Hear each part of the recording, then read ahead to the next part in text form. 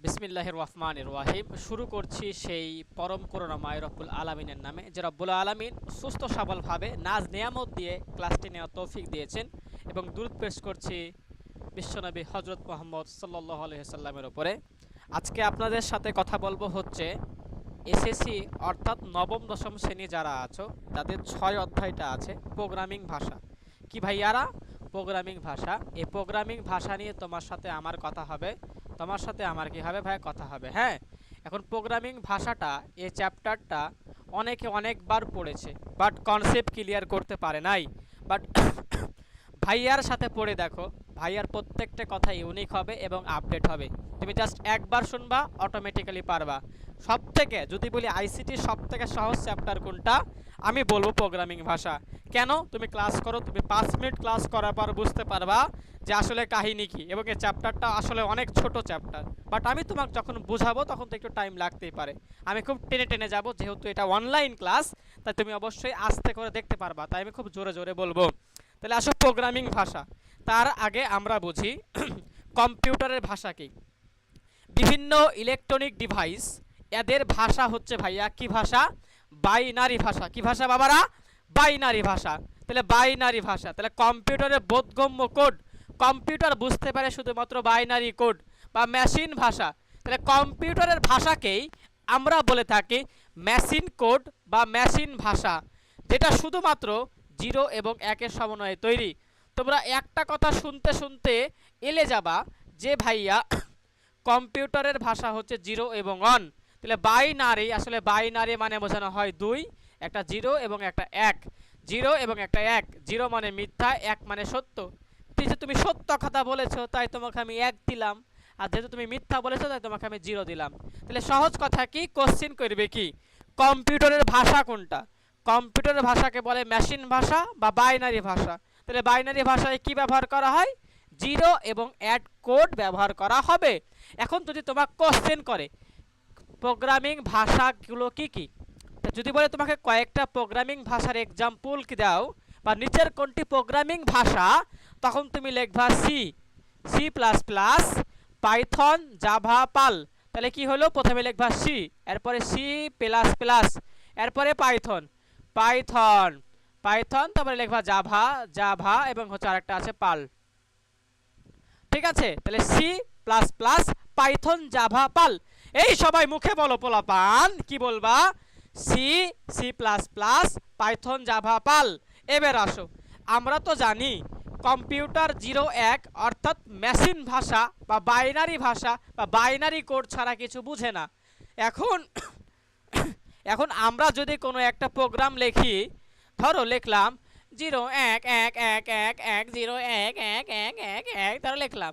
এখন তোমাকে যদি বলি এটা কি, তুমি বলবে হ্যাঁ মামুর বেটা, কি যে স্যার আপনি বলেন, এটা কি, কিভাবে বুঝবো?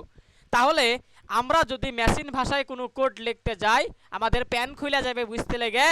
তার জন্য আমরা প্রোগ্রামিং ভাষা নিয়ে আসি, সি ভাষা আনি, C plus plus, Python, Java, Perl, এ সকল ভাষাগুলো নিয়ে আসি। ঠিক না? এখন বলতে পারো যে ভাইয়া বাংলা ভাষা আনলে তো সহজে বুঝে নিতাম, ঠিক না? এখন আমাদের বাংলা ভাষাকে রূপান্তর করতে হবে কিন্তু মেশিন ভাষায়, কারণ আলটিমেট টার্গেট হচ্ছে আমাদের কি করা? আলটিমেট টার্গেট হচ্ছে আমাদের কম্পিউটারকে বোঝানো যে আসলে এটা মানে এটা বোঝায়। ধরো এখন লিখলাম হচ্ছে TAL, টাল। টাল মানে কম্পিউটার একটা কোড করবে, ধরো এরকম একটা কোড করলো 1001 একটা কোড করলো। তাহলে এই কোড তো আমি বুঝতে পারবো না, বাট আমি টাল লিখলে বুঝতে পারবো। তাহলে টালকে কি করতে হবে? কম্পিউটারকে বুঝাইতে হবে যে কম্পিউটার টাল লিখেছে, ঠিক না? তখন টালকে কম্পিউটার নিজের মতো করে কি করবে? কোড করে নিবে। এখন এই যে আলটিমেটলি প্রোগ্রামিং ভাষা থেকে আমাকে যে বাইনারি কোড বা মেশিন ভাষায় রূপান্তর করতে হবে, তার জন্য আমার অনুবাদক লাগে। কি লাগে? অনুবাদক বা ট্রান্সলেটর। অনুবাদক কি? ধরো আমি হচ্ছে বাংলা পারি, কি পারি? বাংলা। ধরো আমি ইংলিশ পারি না, তাহলে ইংলিশ বোঝানোর জন্য একজন এখানে লোক থাকবে না যে ট্রান্সলেট করে দিবে, আমি বাংলাটাকে ইংলিশে ট্রান্সলেট করে দিবে। এখন ধরো আর এক মূর্খ আছে যে ইংলিশ বুঝে বাংলিশ বুঝে না, তাকে বাংলা বোঝানোর জন্য কি করতে হবে? একটা অনুবাদক বা ট্রান্সলেটরকে রাখতে হবে, একটা লোককে রাখতে হবে। তাহলে অনুবাদক সেম কাজটাই করে। অনুবাদক কি করে বাবারা? অনুবাদক সহজ কথা একটা যদি বলি, সে প্রোগ্রামিং ভাষাকে অর্থাৎ সি ভাষা, পাইথন, জাভা, পাল এ সকল ভাষাকে মেশিন কোডে রূপান্তর করে দেয়। কারণ আলটিমেট টার্গেট হচ্ছে মেশিন ভাষায় রূপান্তর করা। এতটুকু বুঝে ফেলেছি নিশ্চয়ই, অনেকক্ষণ ধরে কথা বলেছি এসব বিষয়ে। তার আগে আমরা পড়ে আসি কি কথা, দেখো তো ভাইয়ারা। দেখো মেশিন ভাষার কিছু বৈশিষ্ট্য লিখেছি। দেখো কম্পিউটার একটা মাত্র ভাষা বোঝে, সেই ভাষার নাম হচ্ছে মেশিন ভাষা। কথা সত্য, অর্থাৎ একটা যন্ত্র নির্ভর, কারণ যন্ত্র নির্ভর মানে মেশিন ভাষা, যন্ত্র নির্ভর ভাষা। আর মেশিন ভাষায় প্রোগ্রাম তো বুঝবো না, তাই এটা কঠিন এবং সময় সাপেক্ষ ভাইয়া। এবং শুধুমাত্র কম্পিউটারে ব্যবহার উপযোগী ভাষা হচ্ছে মেশিন ভাষা। এটা সহজ কথা, তুমি এমনি পারবা। আসো আমরা এমসিকিউ সলভ করে ফেলি। কি কোশ্চেন করছে, বাইনারি ভাষাকে কি বলে? হ্যাঁ, বাইনারি ভাষা মানে ভাইয়া মেশিন ভাষা। বলছে নিচের কোনটি প্রোগ্রামিং ভাষা? প্রোগ্রামিং ভাষা কি পড়লাম? C, C plus plus, Python, Java, Perl. দেখো সি, দেখো সি প্লাস প্লাস আছে, দেখো জাভা আছে, এবং পাইথন এবং পাল তিনটাই আছে, তাহলে মানে সবগুলোই অ্যান্সার। আশা করতেছে ক্লিয়ার। দেখো কম্পিউটার কোন ভাষা বুঝতে পারে? কম্পিউটার একটা ভাষা বুঝতে পারে, মেশিন ভাষা বা বাইনারি ভাষা, যেটার কোড হচ্ছে 0 এবং 1। এরপরে আসো প্রোগ্রামিং ভাষার বৈশিষ্ট্য কোনটা, দেখি কি কি বৈশিষ্ট্য দেওয়া আছে। ফ্রেঞ্চ গ্রামার ব্যবহার করে, জীবনে তো শুনিনি। শুধুমাত্র 0 এবং 1 দিয়ে লেখা হয়। দেখি ভাইয়া কি বলছে, প্রোগ্রামিং ভাষা 0 1 দিয়ে লিখবে কেন? মেশিন ভাষা লেখা হয় 0 এবং 1 দিয়ে, তার মানে এটাও নেওয়া যাবে না। দেখো মানুষের বোধগম্য ভাষাকে কম্পিউটারের ভাষায় রূপান্তর করে। ইয়েস ইয়েস ইয়েস, কথা সত্য, কথা সত্য। This is call of answer. লেখার নির্দিষ্ট কোনো নিয়ম নাই, মিথ্যা কথা ভাইয়া। এত নিয়ম শিখবা পাগলা হয়ে যাবা, তার নিয়ম অবশ্যই আছে, কাইটা দাও। তাহলে এবার আমরা শিখবো অনুবাদক প্রোগ্রাম বা ট্রান্সলেটর। তাহলে অনুবাদক কি? এই যে আমরা বিভিন্ন ভাষা লিখছি, এ সকল ভাষাকে সে মেশিন কোডে রূপান্তর করবে, এটাই অনুবাদক প্রোগ্রাম বা ট্রান্সলেটরের কাজ। খুব ভালো করে ইংলিশ শব্দটা দেখে রাখতে হবে। ট্রান্সলেটর, TRANS, ট্রান্স, তারপরে লেটার, LATO, একটা লেটার, ভালো করে বানান দেখবা, পেঁচিয়ে দিবে বানানটা। তাহলে অনুবাদক প্রোগ্রাম আসলে দুইটা। কয়টা ভাইয়া? দুইটা, একটা কম্পাইলার, একটা ইন্টারপ্রেটার। এখানে একটা স্টার দাও, এখান থেকে একটা এমসিকিউ আসবে যে কোনো বোর্ডে। তাহলে কম্পাইলার এবং ইন্টারপ্রেটার নিয়ে পড়তে হবে, ঠিক আছে? দেখো কম্পাইলার এবং ইন্টারপ্রেটার যদি আমি বলতে চাই, দেখো কম্পাইলার আমি এখানে লিখেছি এবং এখানে লিখেছি ইন্টারপ্রেটার। বেসিক পার্থক্য বা মৌলিক পার্থক্য এদের মধ্যে। এরা কি করবে? এদের কাজ মেশিন কোডে রূপান্তর করা। তাহলে কম্পাইলার কমপ্লিটলি, পাশে লিখবা, মুখে বলবা, কি মুখে বলবা? Compiler completely. তাহলে কম্পাইলার কমপ্লিট বা সম্পূর্ণ নির্দেশকে একসঙ্গে মেশিন কোডে রূপান্তর করে। বাট ইন্টারপ্রেটার একটা একটা করে, আবার বলছি ইন্টারপ্রেটার এক, তাহলে ইন্টারপ্রেটার একটা একটা করে লাইনকে মেশিন কোডে রূপান্তর করে। তাহলে বলো তো, যেহেতু একটা একটা করে লাইনকে রূপান্তর করে, তুমি যখন লাইন বাই লাইন কোনো একটা পড়া পড়বা, তাহলে তুমি সহজেই ভুল ধরতে পারবা। মনে রাখবা আইসিটিতে বাগ মানে ভুল, আর ডি বাগ মানে ভুল সংশোধন করা। তাহলে যেহেতু একটা একটা করে লাইনকে মেশিন কোডে রূপান্তর করে, তাই সহজে ডিবাগ করা যায় হচ্ছে ইন্টারপ্রেটার দিয়ে। আর কম্পাইলার ভাইয়া কোথায় ভুল হলে খুঁজে পাবে না, কারণ সে একবারই সকল নির্দেশকে একসাথে রূপান্তর করে। এখন আমরা জানি কি কি ভাষাকে কম্পাইলার অনুবাদক করে জানতে হবে, সেটা তিনটা কথা বললা। কি না মনে রাখবা? সি, কি মনে রাখবা বারা? মনে রাখবা হচ্ছে C, C plus plus, Java. এই তিনটা ভাষাকে অনুবাদক করে কে? কম্পাইলার। দেখো কম্পাইলারকে ইংলিশে বানান করো, তাহলে কি হবে? COM, কম্পাইলার, ঠিক না? তাহলে এই যে সি মানে হচ্ছে সি, আর সি প্লাস প্লাস, তার সাথে পড়বা জাভা। তোমরা জাভা গেমের কথা শুনেছো। তাহলে প্রোগ্রামিং ভাষাকে মেশিন কোডে রূপান্তর করে কম্পাইলার। যদি একটা এরকম চিহ্ন থাকে তাহলে কম্পাইলার দিবা। তখন ইন্টারপ্রেটার দেখো তো এরকম একটা চিহ্ন আছে, বাট দেখো নিচে একটা আলটিমেটের নির্দেশ দেওয়া আছে, পরের নির্দেশ ফলো করবে। যদি এরকম দেওয়া থাকে নিচে একটা জিনিস, তখন দিতে হবে ইন্টারপ্রেটার। তাহলে ইন্টারপ্রেটার কি কি অনুবাদ করে? পাইথন, জাভাস্ক্রিপ্ট আর রুবি। শুধু মনে রাখবা পাইথনের কথা, কারণ পাইথন এই অধ্যায়ের আমাদের পড়াশোনা। এই অধ্যায়ের পড়াশোনা কি? পাইথন। তাহলে সি প্লাস প্লাস, জাভা, এই তিনটাকে অনুবাদক করে কম্পাইলার, আর পাইথনকে করে হচ্ছে ইন্টারপ্রেটার। পার্থক্য কি? কম্পাইলার কমপ্লিট, সে সম্পূর্ণরূপে একসঙ্গে রূপান্তর করবে মেশিন কোডে, আর ইন্টারপ্রেটার একটা একটা করে, তারপর সে একটা একটা করে লাইনকে অনুবাদ করবে, এবং এটা সহজে ডিবাগ করা যায় যেহেতু একটা করে লাইন অনুবাদ করা হয়। আশা করতেছি বেসিক পার্থক্য বুঝে ফেলেছি। এবার আসো কি বলছে দেখো, প্রোগ্রামিং ভাষাকে মেশিন কোডে রূপান্তর করে কে? Common sense translator. ভালো করে বানান দেখো, ট্রান্সলেটর। একটি একটি করে নির্দেশ রূপান্তর হয় কোথায়? ছি না না, ছি এত সহজ কোশ্চেন করে? একটা একটা মানে ইন্টারপ্রেটার। দেখো ইন্টারপ্রেটার পেয়েছি। দেখো 7 নাম্বার কোশ্চেন কি বলছে, কম্পাইলার কোন ধরনের প্রোগ্রাম। ভাই কম্পাইলারের কাজ কি? কম্পাইলার কি করে, একটা প্রোগ্রামকে অন্য প্রোগ্রামে রূপান্তর করে, ঠিক না? একটা প্রোগ্রাম কি, এই যে মেশিন ভাষায় একটা প্রোগ্রাম, একটা প্রোগ্রামকে যে আরেকটা প্রোগ্রাম মেশিন প্রোগ্রামে রূপান্তর করে, এটা একটা প্রোগ্রাম এবং এটা একটা প্রোগ্রাম। তাহলে এক প্রোগ্রাম থেকে আরেক প্রোগ্রামে রূপান্তর করে কম্পাইলার এবং ইন্টারপ্রেটার, অর্থাৎ আলটিমেটলি অনুবাদক প্রোগ্রাম। আশা করতে সে বুঝে ফেলেছে কোশ্চেনের অ্যান্সার। ইন্টারপ্রেটার কি ধরনের প্রোগ্রাম, তাহলে ইন্টারপ্রেটার কি করে, লাইন বাই লাইন অনুবাদ করে, অর্থাৎ একটা একটা করে অনুবাদ করে, যে একটা একটা করে কি করে, এক্সিকিউট করে। খুবই সহজ কথা। এবার আসো ইন্টারপ্রেটারের সুবিধা কি। ভাই ইন্টারপ্রেটারের সুবিধা সহজে ডিবাগ করা যায়, পড়েছো কেন? যেহেতু একটা একটা করে লাইনকে অনুবাদ করা হয়, তাই অবশ্যই সহজে ডিবাগ করা যায়, এখানে কারো সন্দেহ থাকার কথা না। দেখো কি বলছে, কম্পাইলার এবং ইন্টারপ্রেটারের মধ্যে মৌলিক পার্থক্য কি।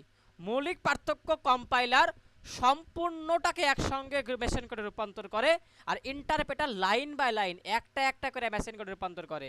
তাহলে কম্পাইলার কি করে, পুরো প্রোগ্রাম অনুবাদ করে, আর ইন্টারপ্রেটার একটা করে লাইন অনুবাদ করে। Yes, this is all of answer. 11 নম্বর কি দেখো কি বলছি, অনুবাদক প্রোগ্রামের কাজ কি। এখন অনুবাদক মূলত দুই প্রকার, ঠিক না? একটা কম্পাইলার, একটা হচ্ছে ইন্টারপ্রেটার।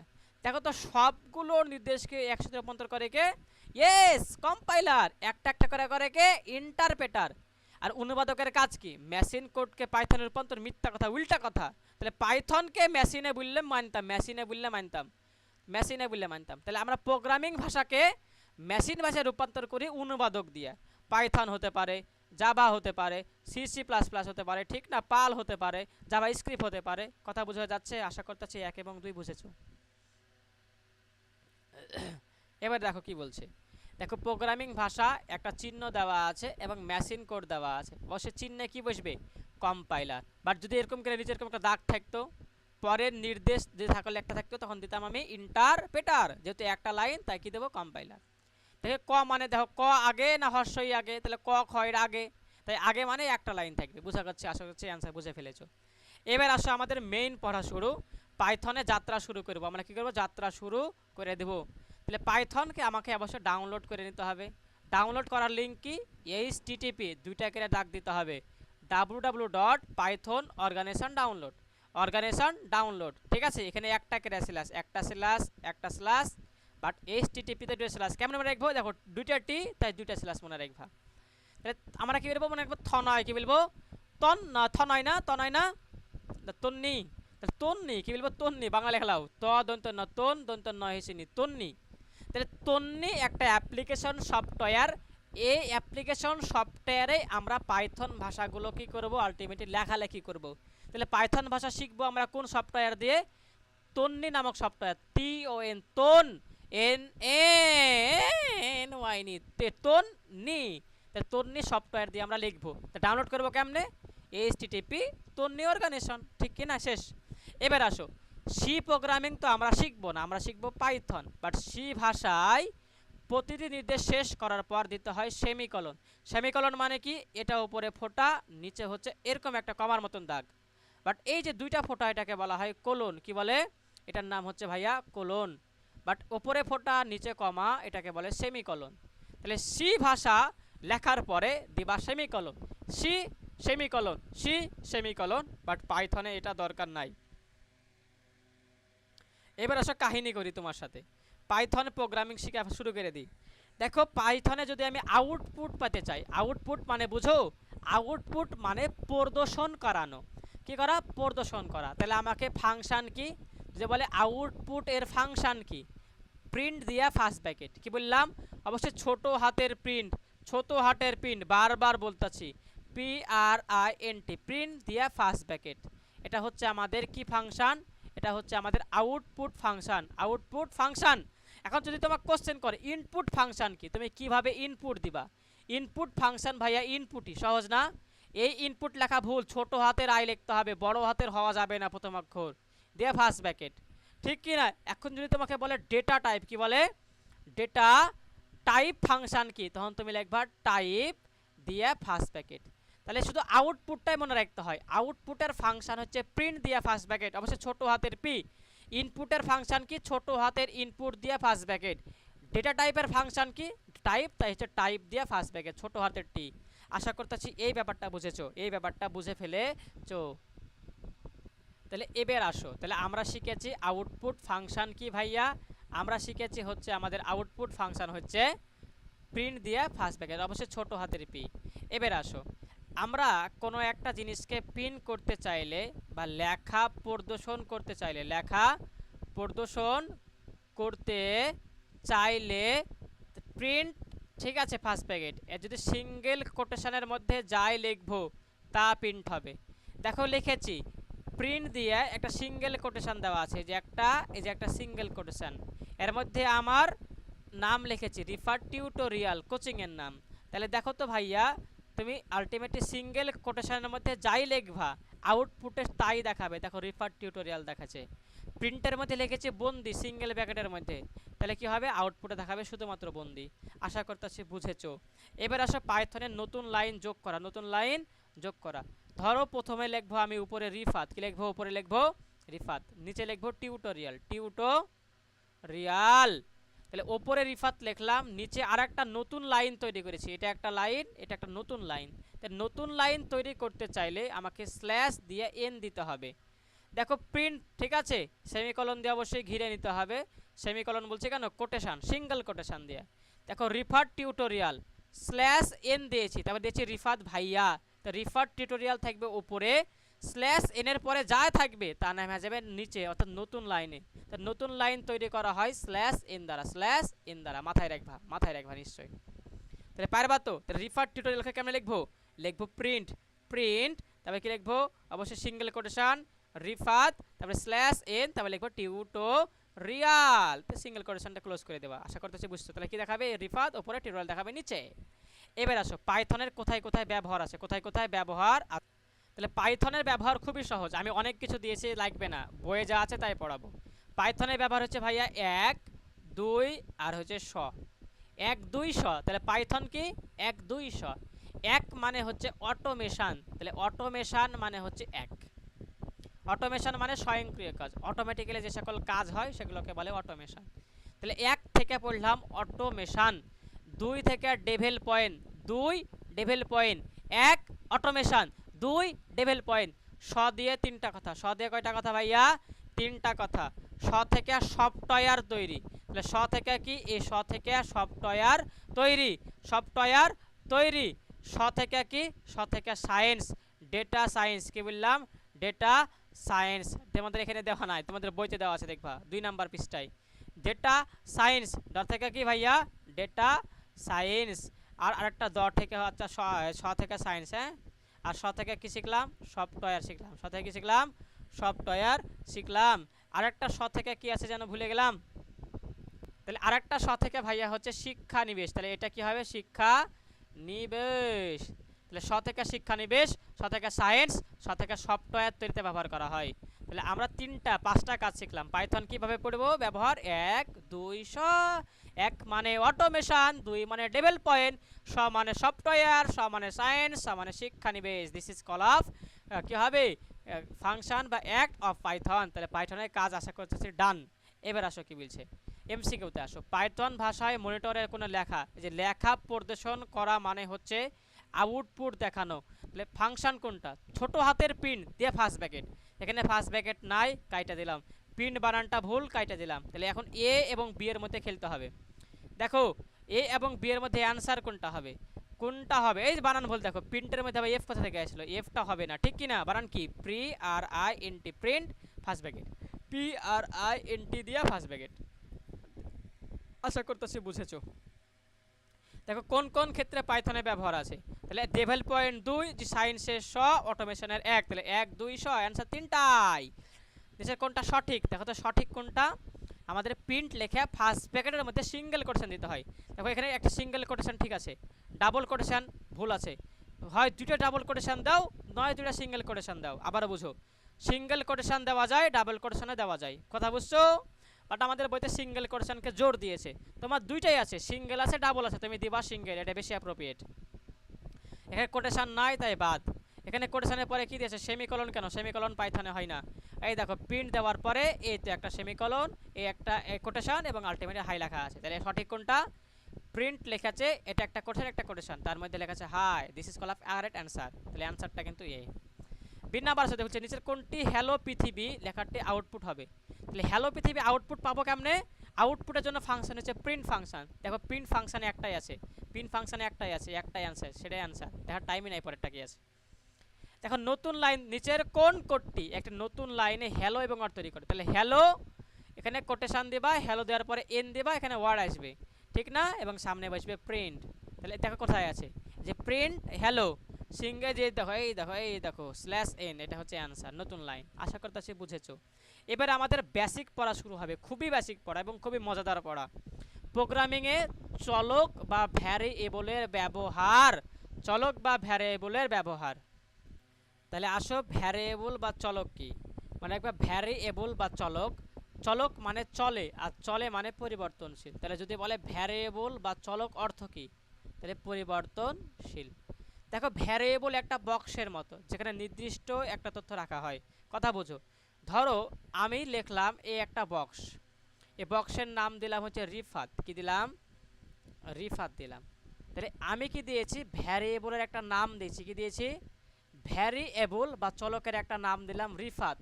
এই রিফাত নামক বক্সের মধ্যে আমি একটা তথ্য রাখবো। ধরো দিয়ে দিলাম হচ্ছে রিফাতের, কি দিয়ে দিতে পারি, দিয়ে দিলাম হচ্ছে হেড। তাহলে রিফাত নামক একটা ভ্যারিয়েবল হেড নামক একটা ডাটা খেয়ে কী করে রেখেছে? নিজের মধ্যে রেখেছে। কথা বুঝলা? তাহলে ভ্যারিয়েবলের কাজ কি? সে নিজের মধ্যে তথ্যকে জমা রাখবে। পরীক্ষায় কোশ্চেন করে দিবে বাবা, ভ্যারিয়েবল বা চলকের কাজ কি? তথ্যকে জমা রাখা। তথ্যকে কি রাখা? জমা রাখা। ভ্যারিয়েবল অর্থ কি? ভ্যারিয়েবল বা চলক অর্থ পরিবর্তনশীল। এবার আসো আমরা একটু কথা বলি। দেখো আমি একটা এক্সাম্পল দিয়েছি, তুমি বুঝে ফেলো। এজ সমান সমান 15। দেখো এজ এটা একটা নাম। কি নাম? ভ্যারিয়েবল বা চলকের নাম। তাহলে আমি একটা চলকের নাম দিয়েছি, তোমার নাম দিতে পারো আউল, বাউল, কাউল, ঠিক আছে? বাট একটা যে কোনো নাম দেওয়ার আগে কিছু নিয়ম আছে। তুমি আজেরা নাম দিয়ে দিতে পারবা না, যে কোনো কিছু ব্যবহার করতে পারবা না। তাহলে এটা ভ্যারিয়েবলের নাম। এই যে সমান সমান দিয়েছি না, সমান সমান দিয়েছি না, এখানে সমান সমান আছে না, সমান সমান কি লেখা আছে? এজ যে ইকুয়াল, এটাকে বলে ভ্যালু অ্যাসাইন করা। তাহলে সমান সমান চিহ্নটাকে কি বলে? Value assign. কি বলে বাবারা? মনে রাখতে হবে। তাহলে পাইথনে সমান সমানকে বলে ভ্যালু অ্যাসাইন। এরপরে কি করছে? এজ নামক একটা ডাটা, এজ নামক একটা ভ্যারিয়েবল 15 নামক একটা ডাটাকে নিজের মধ্যে রেখেছে। তো ডয়াকারে ডা, টয়াকারে একটা ডাটা ডানে, ডাটা ডানে, ডাটা ডানে থাকে, আর বামে থাকে কে? ভ্যারিয়েবলের বা চলকের নাম। আর সমান সমানকে বলে ভ্যালু অ্যাসাইন করা। তুমি যদি কোনো একটা অংশের সমান সমান দেখো, তুমি শিওর ধরে নেবা একটা ভ্যারিয়েবল বা চলক নামক একটা জিনিস লেখা আছে। তাহলে ভ্যারিয়েবল বা চলক চেনার সহজ উপায় আছে। তুমি সমান সমান দেখবা, ভ্যালু অ্যাসাইন দেখবা, সমান সমান বলবা না, ভ্যালু অ্যাসাইন বলবা, ঠিক আছে? যেমন যেমন একটা কাব্য, ঠিক আছে? কাব্য ইকুয়াল টু 100 লেখা আছে, ঠিক আছে? কাব্য ভাইয়ের নাম লিখেছি আমি। তাহলে কাব্য ইকুয়াল টু 100, ঠিক আছে? কাব্য ভাইয়ের কাছ থেকে একটু নোটটা নেওয়া আমার, তাই ভাইয়ের হচ্ছে ক্রেডিট দেওয়ার জন্য আমি নামটা রেখেছি, হ্যাঁ, আমার নাম দিইনি। তাহলে কাব্য 100। দেখো তো কাব্য নামক একটা ভ্যারিয়েবল যে অ্যাসাইন করেছে 100 নামক একটা ডাটা। তাহলে 100 হচ্ছে ডাটা। তাহলে কাব্য একটা বক্স, এই বক্সের মধ্যে 100 ডাটা আছে, ঠিক কি না? হচ্ছে প্রিন্ট কাব্য। দেখো আমি কথা বলছি, এখানে বেসিকটা বুঝবা। লেখা আছে প্রিন্ট কাব্য। তাহলে বলতো এখানে কি প্রিন্ট করবে? তাহলে প্রিন্ট করবে, এখানে দেখাবে শুধুমাত্র আউটপুট। কি দেখাবে? আউটপুট দেখাবে। আউটপুট দেখাবে কাব্য, কাব্য দেখাবে। কারণ আমি যদি সিঙ্গেল কোটেশনের মধ্যে যাই লিখি না কেন, সেটাই আউটপুট হবে। কথা বুঝো? বাট আমি যদি এভাবে লিখতাম, প্রিন্ট দিয়ে সিঙ্গেল কোটেশন দিব না, ডাবল কোটেশন দিব না, শুধু কাব্য লিখবো, তখন এই কাব্য মানে অন্য কিছু বোঝায়। এই কাব্য তখন ভ্যারিয়েবলের নাম বোঝায়। এই ভ্যারিয়েবলের নামের মধ্যে দেখতে হবে কি আছে। দেখো কাব্য 100 নামক ডাটা রেখেছে, তাহলে কাব্য না দেখে এবার দেখাবে 100। কথা ক্লিয়ার হলো? তাহলে আমি যদি ভাইয়া সিঙ্গেল কোটেশনের মধ্যে যা লিখবো তাই দেখাবে। বাট যদি আমি সিঙ্গেল কোটেশন বা ডাবল কোটেশন না দিয়ে শুধু নাম লিখি, ফার্স্ট ব্র্যাকেটের মধ্যে শুধু নাম লিখি, তখন এই নামটা বোঝায় ভ্যারিয়েবলের নাম। তখন ভ্যারিয়েবলের নাম কত ডাটাকে নিজের মধ্যে রেখেছে সেটাকে বসাইতে হবে অ্যান্সারে। তা ডাটা রেখেছে 100, এটা হচ্ছে আমাদের অ্যান্সার। কথা ক্লিয়ার? দেখো লেখা আছে এখানে, কিছু কথা বলি। আইসিটি আন্ডারস্কোর মার্ক লেখা আছে ইকুয়াল টু 48, ঠিক না? Print ICT mark. দেখো তো কোনো সিঙ্গেল কোটেশন আছে না নাই? কোনো কোটেশন নাই। তাহলে এই মামুর একটা ভ্যারিয়েবলের নাম, এই ভ্যারিয়েবল কত রেখেছে ডাটা নিজের মধ্যে 48, তাই অ্যান্সার 48। দেখো এখানে কোনো সিঙ্গেল কোটেশন নাই, তাহলে একটা ভ্যারিয়েবলের নাম রেখেছে 49, তাই অ্যান্সার 49। দেখো ভাইয়া এটা ভ্যারিয়েবলের নাম, কারণ সিঙ্গেল কোটেশন নাই, তাই এটা ভ্যারিয়েবলের নাম রেখেছে 50, এটা 50। এখন যদি এরকম করতাম কোশ্চিন, ধরো পিন, তারপর দিয়ে দিলাম হচ্ছে আইসিটি আন্ডারস্কোর, তারপর দিয়ে দিলাম হচ্ছে মার্ক, আমি দিয়ে দিলাম এই যে সেমিকলন, আমি কি দিলাম কোটেশন দিলাম, সিঙ্গেল কোটেশন, তাহলে আউটপুট কি দেখাবে? শুধুমাত্র দেখাবে আইসিটি আন্ডারস্কোর মার্ক। কথা বুঝছো? তার মানে সিঙ্গেল কোটেশনের মধ্যে বা ডাবল কোটেশনের মধ্যে তুমি যাই লিখবা না কেন তাই প্রদর্শন করবে। বাট তুমি যদি সিঙ্গেল কোটেশন বা ডাবল কোটেশন না দিয়ে শুধু একটা নাম লেখো, তখন সেটা ভ্যারিয়েবলের নাম বোঝায়। তখন ভ্যারিয়েবল নিজের মধ্যে কত ডাটাকে রাখা আছে সেই ডাটাটা অ্যান্সার দেখাবে। আশা করতেছি ক্লিয়ার। এবার আসো দেখো কি বলছে 17 নাম্বার এমসিকিউ। নিচের কোডটির আউটপুট কি হবে? দেখো হ্যালো লেখা আছে এক্স, ওয়াই লেখা আছে ওয়ার্ল্ড। দেখো ভাইয়া প্রিন্ট এক্স প্লাস ওয়াই, তা তুমি কি করতে পারো? তুমি করতে পারো হ্যালো, যেহেতু লেখা আছে যোগ, ওয়াই এর মান যেহেতু ওয়ার্ল্ড, তাই হবে এটাই অ্যান্সার, যেহেতু প্রিন্ট করতে হবে, ঠিক না? এটা কি অ্যান্সার আসলে হবে না? দেখো প্রিন্ট এক্স ওয়াই, এখানে তো এক্স ওয়াই দেখাবে না, বাট যদি এখানে কোটেশন দিতাম, এখানে একটা কোটেশন এখানে কোটেশন, তাই এটার আউটপুট হয়তো শুধুমাত্র এক্স আর ওয়াই। বাট যেহেতু এখানে কোটেশন কোনো নাই, তাই অবশ্যই এটা ভ্যারিয়েবলের নাম বোঝাচ্ছে। আর ভ্যারিয়েবলের নামের মধ্যে কী ধরনের ডাটা আছে দেখতে হবে, একটা হ্যালো একটা হচ্ছে ওয়ার্ল্ড। তাহলে হ্যালো এবং ওয়ার্ল্ড যোগ দেওয়া যাবে না, যোগ মানে বুঝেছে একসঙ্গে যুক্ত করা, একসঙ্গে যুক্ত করা, তাহলে একসঙ্গে যুক্ত করতে হবে হ্যালো আর ওয়ার্ল্ডকে একসঙ্গে যুক্ত করে লিখতে হবে, এটাই হচ্ছে অ্যান্সার। তাহলে যোগ মানে তুমি যোগ দিতে পারবা না ভাইয়া, ঠিক আছে?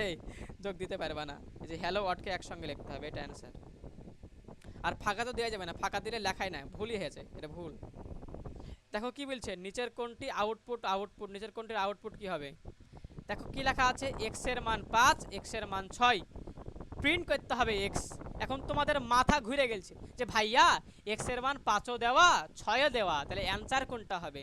মনে রাখবা পাইথন মানুষের মতন, আগে কি লিখেছো সেটা ভুলে যায়, পরে কে আছে, পরে হচ্ছে এক্স এর মান 6, এক্স এর মান 5, এক্স এর মান দেওয়া আছে 6, আগের ডাটাকে ভুলে যাবে, এই কথা মনে রাখতে পারবে না।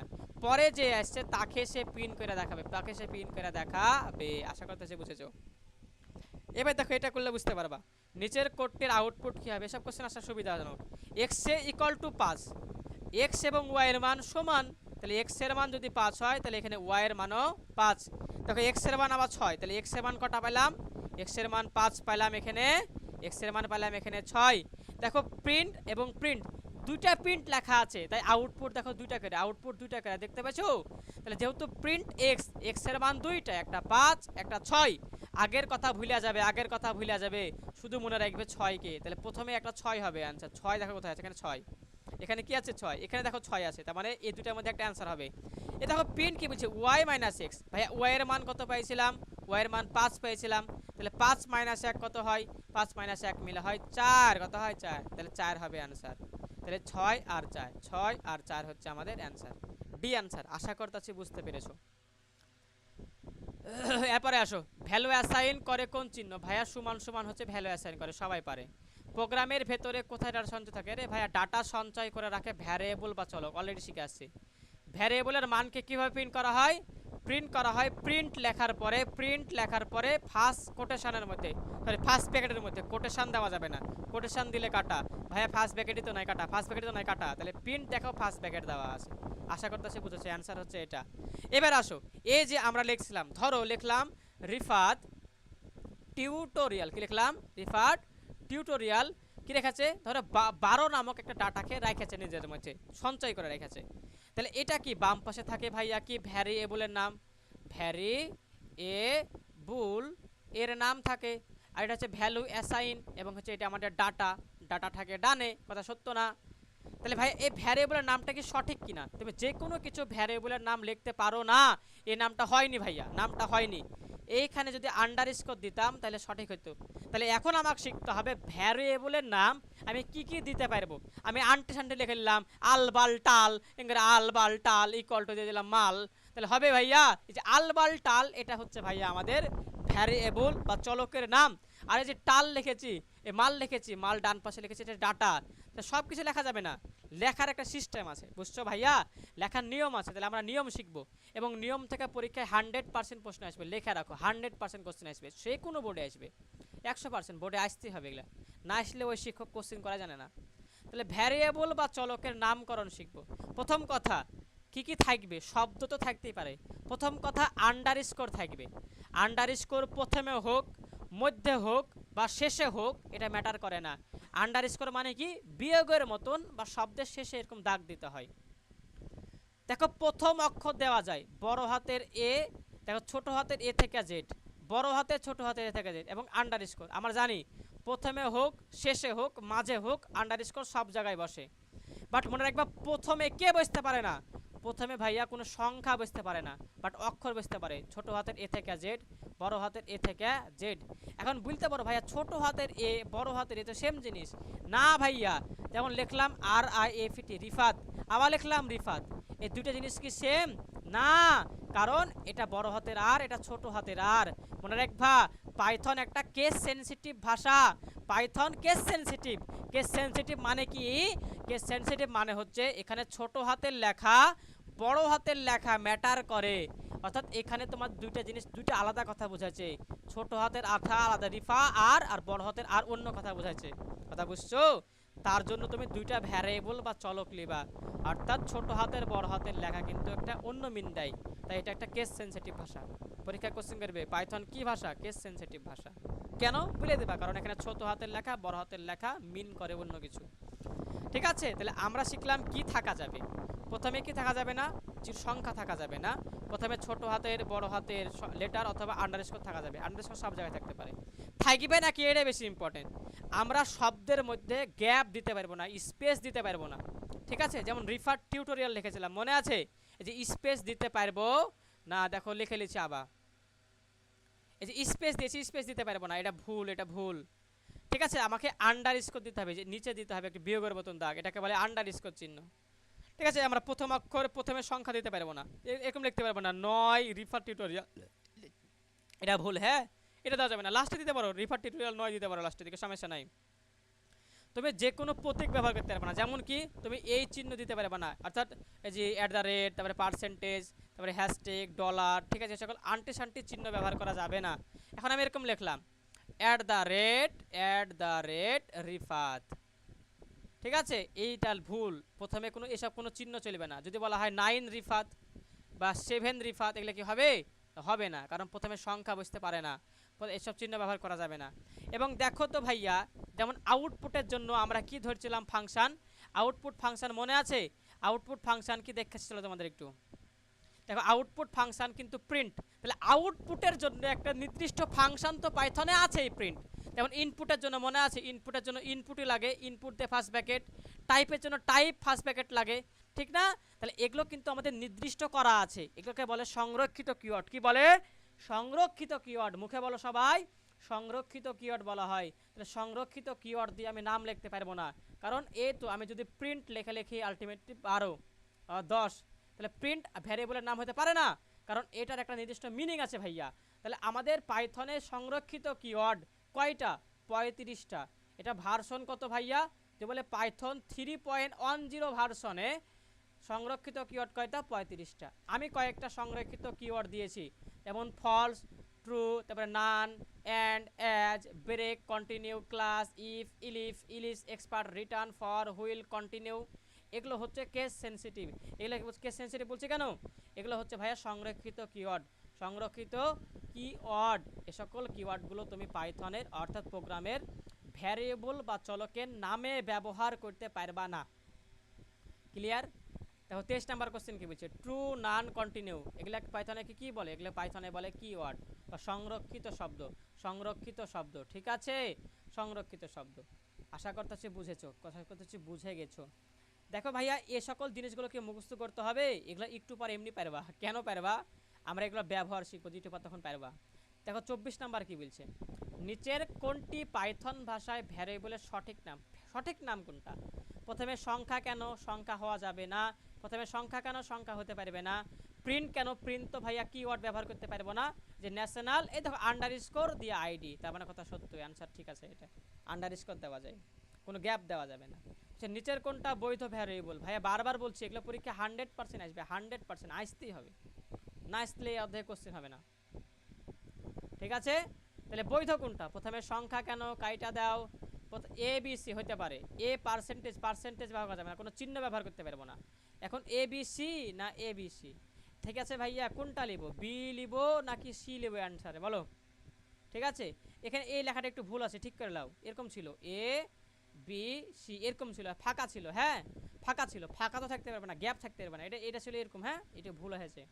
তাহলে আমাদের সি অ্যান্সার, কারণ এ আন্ডারস্কোর বি সি লেখা আছে। এটা খুব সহজ, পারা উচিত। পাইথনে ভ্যারিয়েবলের নাম লেখার সময় কোন নিয়মটি সঠিক, দেখো কোনটা সঠিক।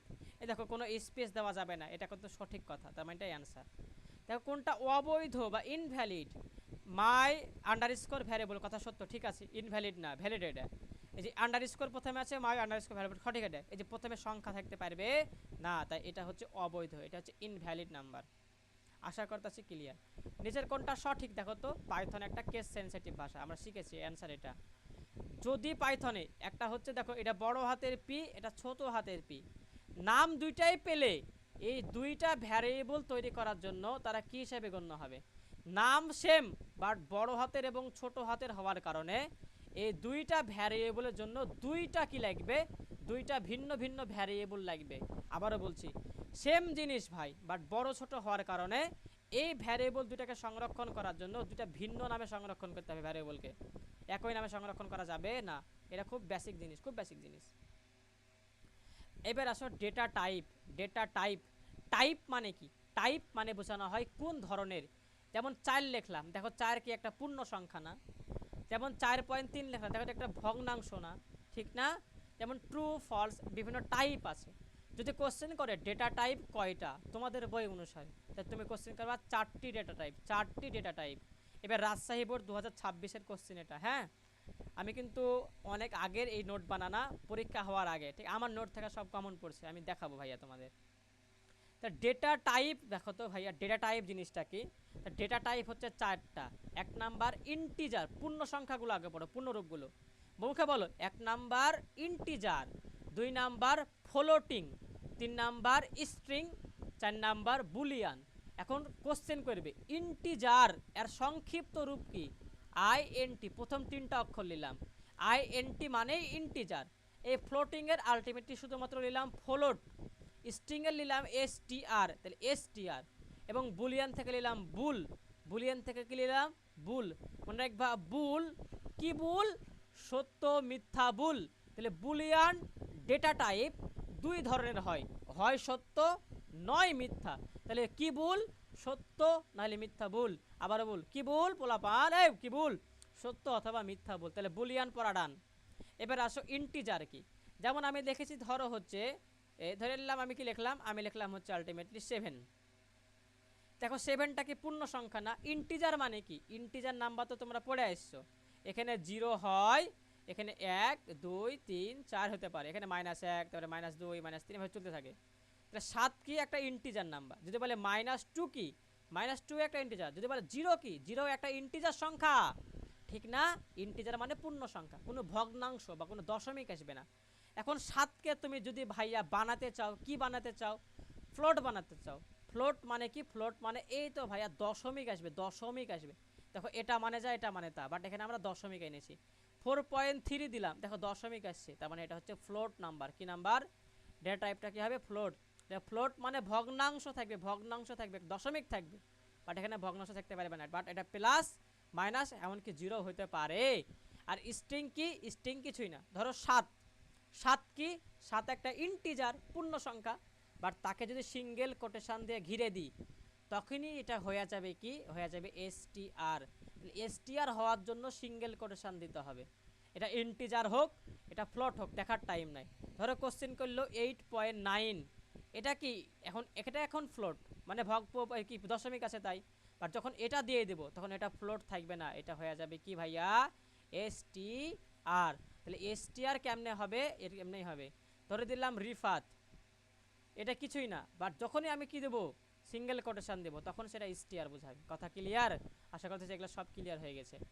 ডেটা টাইপ কয় ধরনের, 4 ধরনের, ঠিক আছে। এখন বুলিয়ানকে বলা হয় লজিক্যাল। লজিক মানে কি, হয় সত্য নয় মিথ্যা। মানে বুলিয়ানের সাথে সম্পর্ক কি, লজিকের, লজিকের কার, লজিক্যাল। লজিক্যালি অ্যান্সার দেবা, সত্য না হলে মিথ্যা, একে ভাই মনে রাখবা। তাহলে ডাটা প্রক্রিয়াকরণের জন্য কম্পিউটারকে কি নিয়ে কাজ করতে হয়, হ্যাঁ লজিক্যাল নিয়ে কাজ করতে হয়। লজিক্যাল মানে বুলিয়ান, দেখো ইন্টিজার নিয়েও কাজ করতে হয়, ইন্টিজার নিয়েও কাজ করতে হয়, 3টা অ্যান্সার। এবার আসো, পাইথনে একটি পূর্ণ সংখ্যা মানে ইন্টিজার ডেটা টাইপ নির্ধারণ করার জন্য কোনটা ব্যবহার করা হয়? এর বাইরে কোশ্চেন আছে? ইন্টিজার করার জন্য আইএনটি, এর বাইরে সহজ কোশ্চেন পৃথিবীতে হয় না। দেখো সত্য মিথ্যা, এই যে সত্য মিথ্যা ডাটা জমা রাখে কোনটি? তাহলে বুল, সত্য মিথ্যা বুল, মনে আছে বুলিয়ান। তাহলে এসটিআর এর সংক্ষিপ্ত রূপ, কিসের সংক্ষিপ্ত রূপ বলো?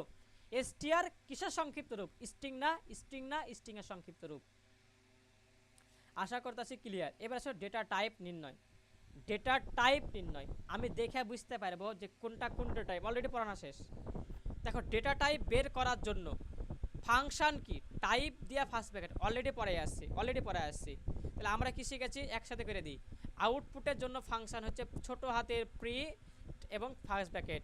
ইনপুটের ফাংশন কি? ইনপুটের ফাংশন হচ্ছে ইনপুট নিজে ছোট হাতের আই, হ্যাঁ, ইনপুট দিয়ে ফার্স্ট ব্র্যাকেট। এবং ডেটা টাইপের ফাংশন কি? টাইপ থেকে টাইপ দিয়ে ফার্স্ট ব্র্যাকেট, ফার্স্ট ব্র্যাকেট হবে। দেখো তো কি বলছে, Rifat ICT mark print type. ভাইয়া যখনই তুমি ডেটা টাইপ লিখতে যাবা তোমাকে টাইপ বলে দিতে হবে, টাইপ লিখে দিতে হবে, ঠিক আছে? আর টাইপ লেখা থাকলে কিন্তু ক্লাস লেখা থাকে ভাইয়া, ক্লাস লেখা থাকে, এখানে ক্লাস লেখা নাই। আইসিটি মার্ক, এখানে কি কোটেশন আছে? নাই। কোটেশন থাকলে আইসিটি মার্ক আউটপুট দেখাতো, বাট কোটেশন নাই মানে এটা ভ্যারিয়েবলের নাম বোঝাচ্ছে। দেখো ভ্যারিয়েবলের নাম 48 ডাটা সংরক্ষণ করেছে। আর 48 ডাটাটা কি, কোন ধরনের? 48 দেখতে পাচ্ছি আমরা পূর্ণ সংখ্যা, কোনো দশমিক নাই, তাই এটা ইন্টিজার। বাট দেখেন দশমিক আছে, তাই এটা ফ্লোট। যেহেতু এখানে আমাদের কি দেওয়া আছে? সিঙ্গেল কোটেশনে লেখা আছে, তাই এটা স্টিআর। আর সত্য মিথ্যা মানে ভুল, কারণ সত্য মিথ্যা ভুল ছাড়া হবে না। আশা করতেছি কনসেপ্ট তোমাদের আমি ক্লিয়ার করতে পেরেছি। দেখো তোমাকে আমি একটা অ্যান্সার করাই। ধরো লেখা আছে, ভালো করে বলবা, প্রিন্ট লেখা আছে রিফাত, সিঙ্গেল কোটেশন দিয়ে ঘিরলাম। এর আউটপুট কি হবে কে বলতে পারবে? ভাই আউটপুট হবে শুধুমাত্র রিফাত, কারণ সিঙ্গেল কোটেশনের মধ্যে যাই লেখা হোক না কেন তাই আনসারে দেখাবে, ঠিক কিনা? এবার আরেকটা কথা দেখো, প্রিন্ট দিয়ে লিখলাম শুধু রিফাত। এখন রিফাত লিখলে তো হবে না, রিফাত ধরো রিফাত ইকুয়াল টু লেখা আছে 3, কি লেখা আছে 3, তাহলে প্রিন্ট রিফাত বললে কি দেখাবে? 3 দেখাবে, কারণ রিফাত একটা ভ্যারিয়েবলের নাম যেটা 3 নামক একটা ডাটাকে সংরক্ষণ করে রেখেছে, তাই অ্যান্সার 3 দেখাবে। এবার আসো আর একটা কথা বলি, লেখা আছে প্রিন্ট, এরপরে যদি লেখা থাকে টাইপ, দেখে লেখে টাইপ লেখা থাকে, এরপরে লেখা আছে ধরো রিফাত, কি লেখা আছে? রিফাত, তখন কি দেখাবে? দেখো রিফাত 3 আছে, বাট 3টা টাইপ কি? টাইপ বলে দিতে হবে। টাইপ 3টা যেহেতু ভাইয়া দশমিক নাই, তখন এটা লিখে দিতে হবে আইএনটি, তখন অ্যান্সার দেখাবে আইএনটি, ক্লাস আইএনটি। তাহলে তোমরা কি এই 3টা ব্যাপার বুঝলা ভাইয়া? এই যে একটা, এটা একটা, এগুলো খুবই বেসিক জিনিস, এগুলো না বুঝলে তুমি ভাই পাইথনই বুঝো না, ঠিক আছে? এসব জিনিস ক্লিয়ার করে রাখতে হবে। তোমাকে ক্লিয়ার করে দেবে না টিচারে, দেখবা পড়লে বুঝতে পারবা টিচারে ক্লাস করলে। দেখো x = 5, এই কোডটিতে x ভ্যারিয়েবলের টাইপ কোনটা? তাহলে x = 5, 5-এর যেহেতু ভাইয়া কোনো দশমিক নাই, তাই অবশ্যই 5 একটা ইন্টিজার, কারণ প্লাস মাইনাস 0 ইন্টিজার হয়। 5-এ যদি এরকম থাকতো সিঙ্গেল কোটেশন, তখন এটা বলতা তুমি str। কোন ভ্যারিয়েবলের ডেটা টাইপ বের করার জন্য কোন ফাংশন? হ্যাঁ ডেটা টাইপ বের, সাইপ না টাইপ, হ্যাঁ এটা টাইপ হবে। তো টাইপ বের করার জন্য টাইপ ফাংশন, টাইপ লেখার পর অবশ্যই ছোট হাতেরটি কিন্তু, তো সিঙ্গেল কোটেশন। এবার আসো কি বলছে দেখো, x 8.8, দেখো 8 দশমিক থাকা মানে অবশ্যই ক্লাসটা কি? টাইপটা হচ্ছে ক্লাস, এটা কি দিবা? যেহেতু দশমিক তাই দিতে হবে ভাইয়া ফ্লোট, কে দিতে হবে? ফ্লোট। বা যদি এরকম থাকতো x = 8.8, এরকম দিতাম সিঙ্গেল কোটেশন, তখন ফ্লোট না থাকে কি হতো? ক্লাসটা হয়ে যেত কি ভাইয়া? str, কারণ সিঙ্গেল কোটেশন দিলে str দিবে, কথা ক্লিয়ার আশা করতেছি। আর টাইপ থাকলে কিন্তু ভাইয়া ক্লাস দিতে হবে, এবার আসো ডেটা কাস্টিং। ধরো কাস্টিং মানে রূপান্তর করা, একটা ডেটা টাইপ থেকে তুমি আরেকটা ডেটা টাইপে রূপান্তর করবা। লেখা আছে 4 কি ভাইয়া? ইন্টিজার টাইপ না? এখন ধরো তোমাকে 4কে রূপান্তর করতে দিল ফ্লোটে, তাহলে কি করতে হবে? এটাকে বানাতে হবে ফ্লোট। তাহলে ফ্লোট বানাতে হলে অবশ্যই দশমিক লাগবে, 4 তো 4ই থাকতে হবে, তাহলে কত দিলে 4 থাকবে? 0 দিলে।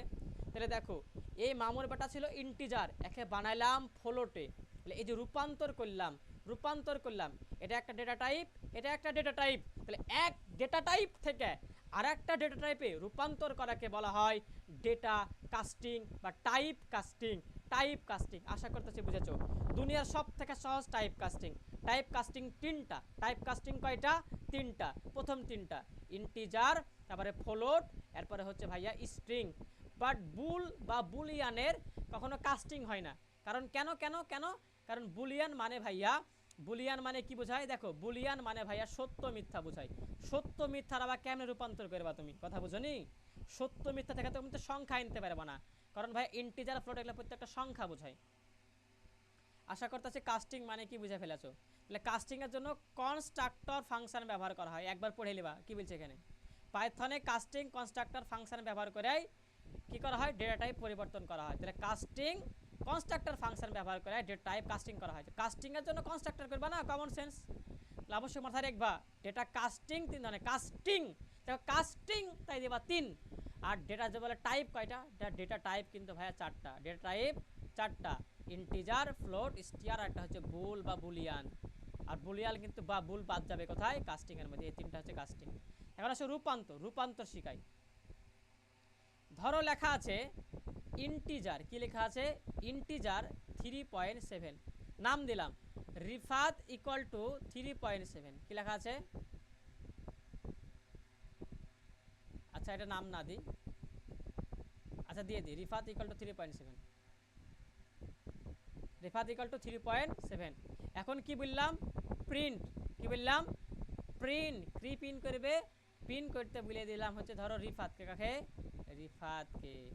অবশ্যই টাইপ বলে দিতে হবে। হ্যাঁ টাইপ বলে দিতে হবে। এখন দেখো তো 3.7 এটা কি আসলেও ইন্টিজার নাম্বার?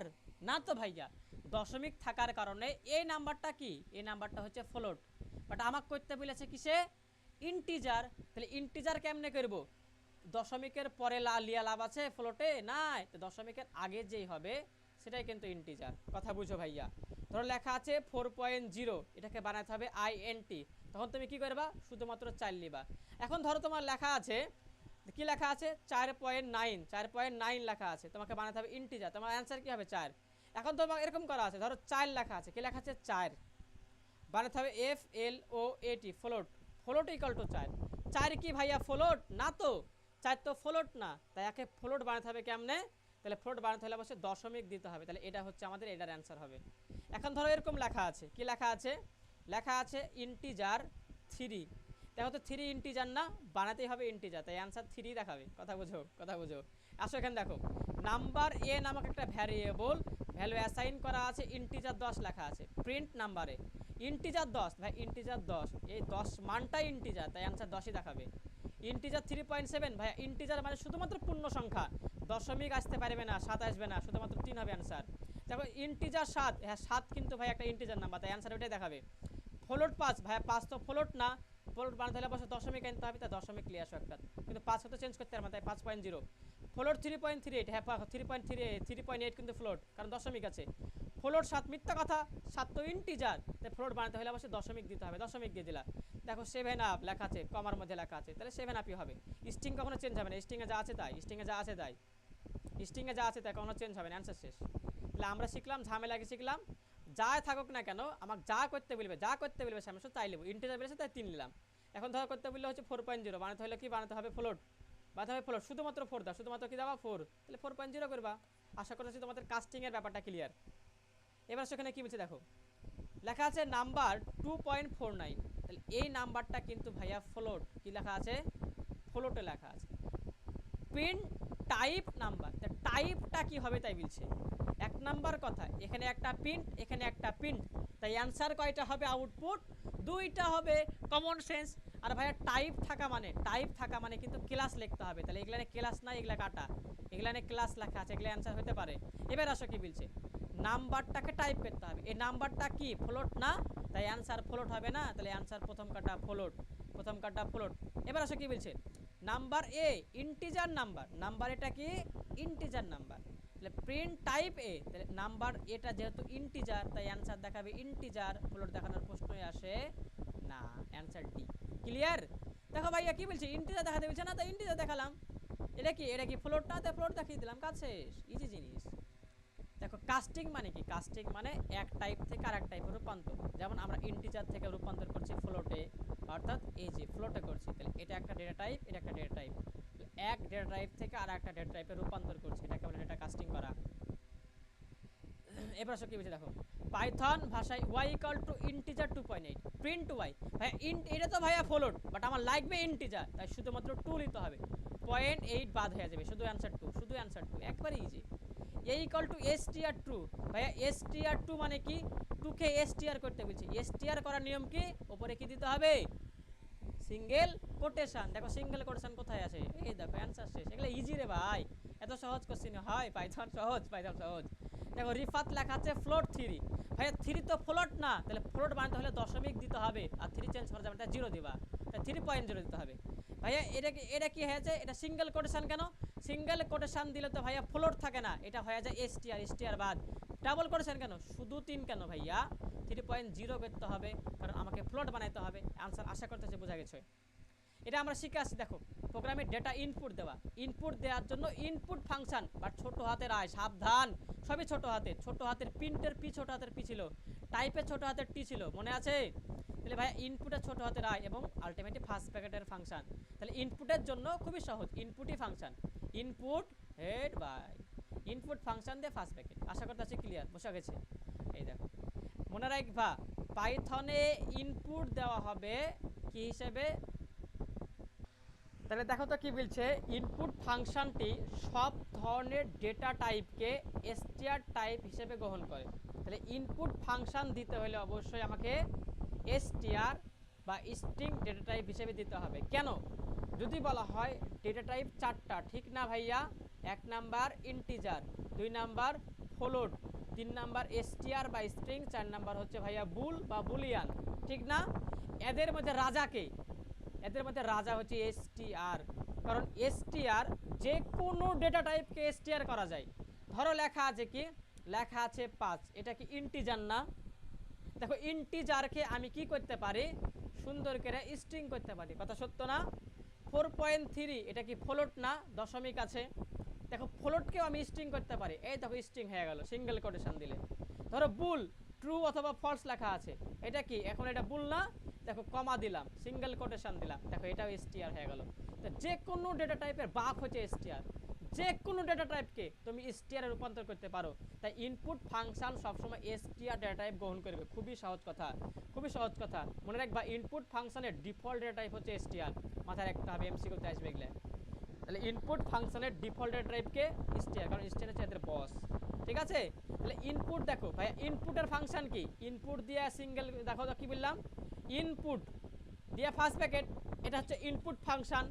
এখন যদি বলা হয় ইন্টিজার ইনপুট দেবো, কি ইনপুট দেবো ভাইয়া, ইন্টিজার লেখা থাকবে, তাহলে কি int ইন্টিজার ইনপুট দেবো। এখন ইন্টিজার তো ঘিরতে হবে, তাই ঘিরে দিলাম, কথা ক্লিয়ার?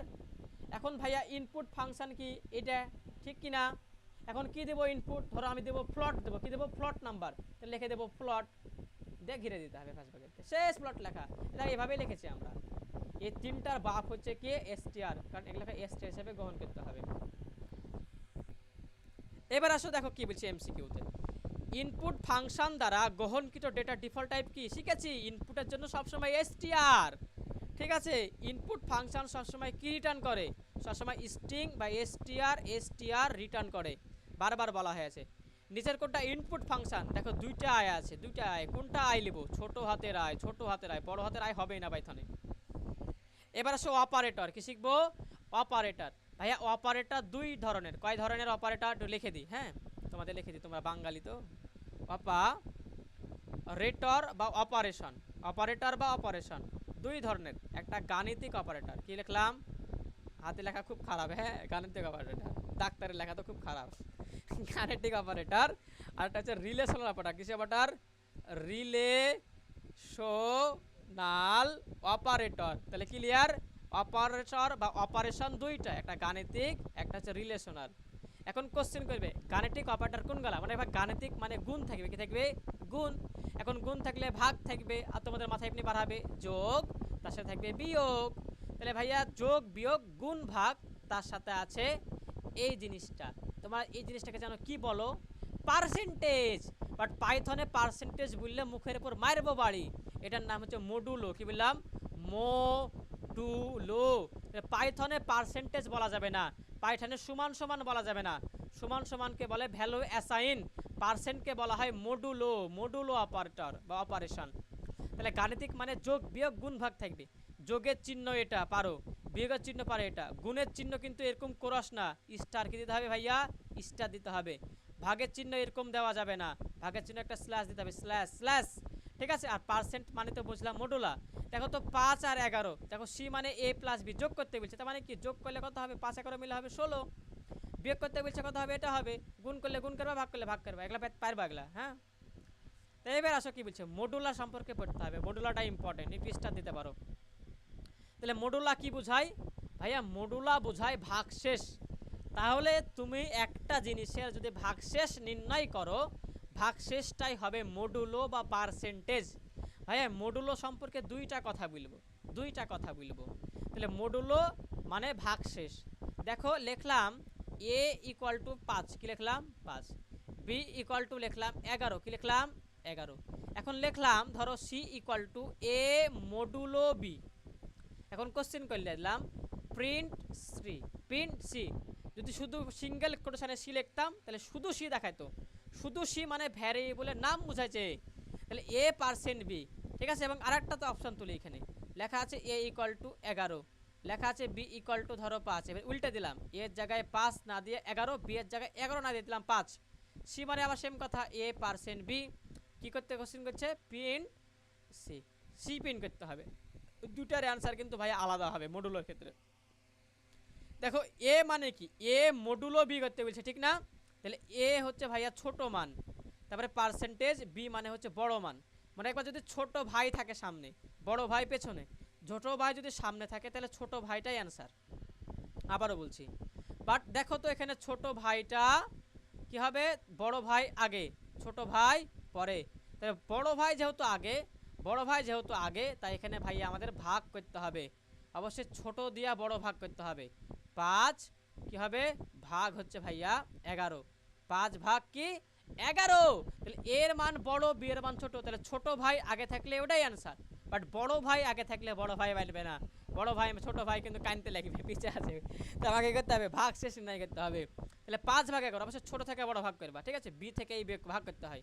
তাহলে 5 দুগুণে 10 ইকুয়াল টু 0 থাকে হচ্ছে ভাগ করলে 11। 11 থেকে 10 বাদ দিলে হয় 1। দেখ এটা হচ্ছে ভাগ শেষ, এটা হচ্ছে ভাগ ফল। তাহলে ভাগ শেষটাই অ্যান্সার। তাহলে ভাগ শেষ কত? 1। তাহলে এখানে অ্যান্সার কত দেখাবে? 1 দেখাবে, ঠিক আছে, 1 দেখাবে। আশা করতে হচ্ছে কনসেপ্ট ক্লিয়ার।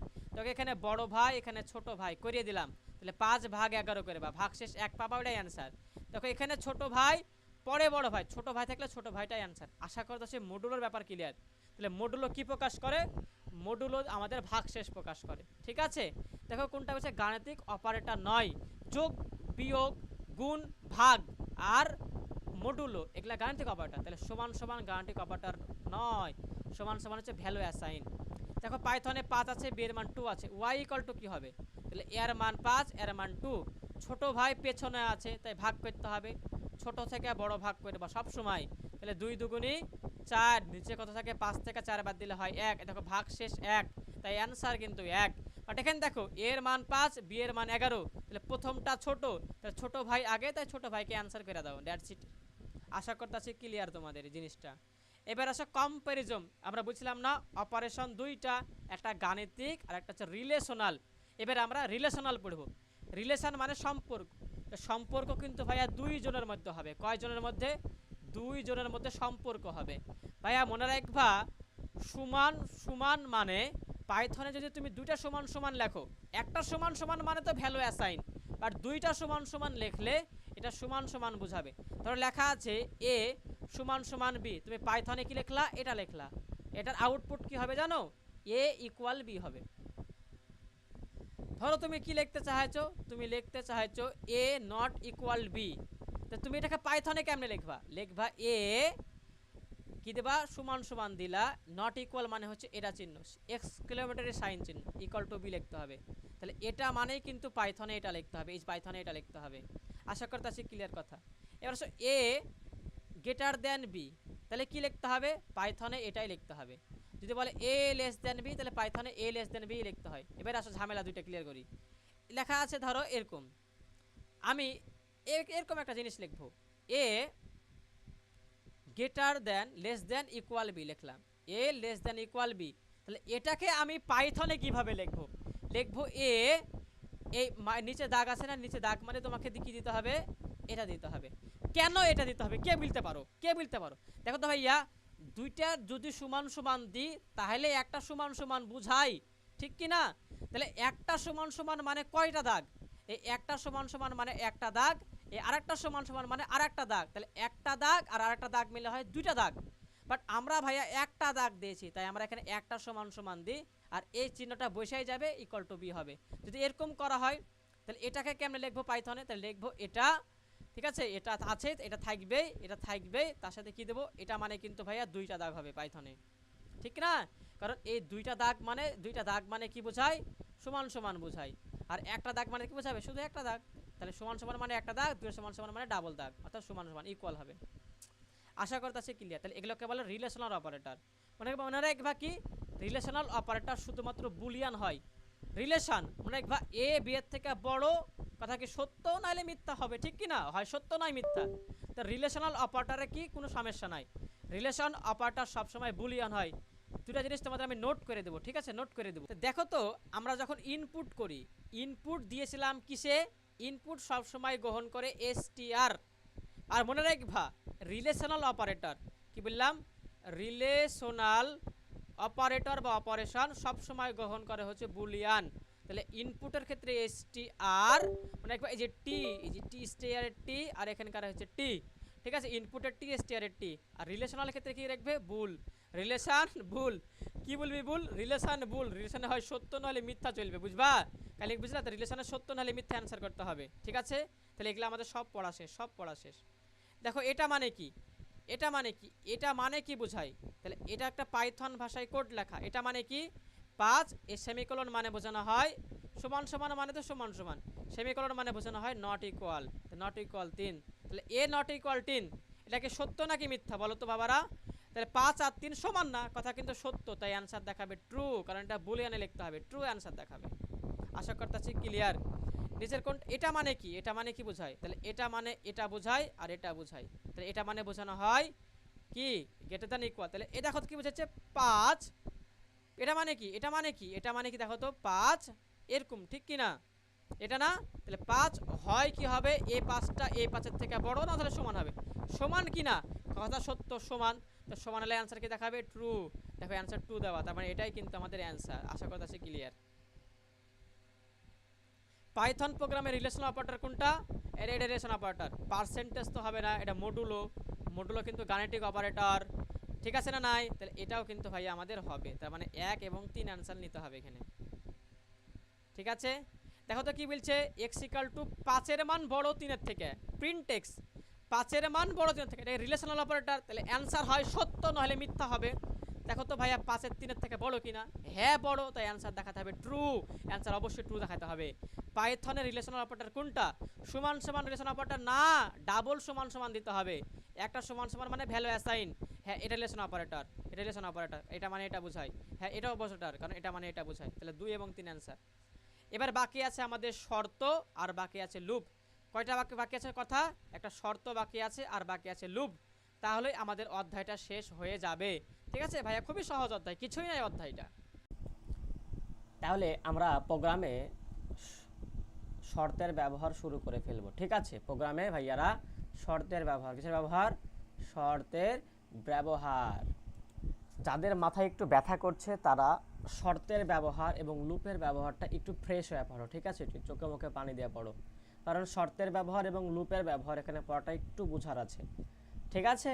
কোশ্চেন খুব কম আসে, একটা সর্বোচ্চ একটা বা দুইটা আসতে পারে এই টপিক থেকে।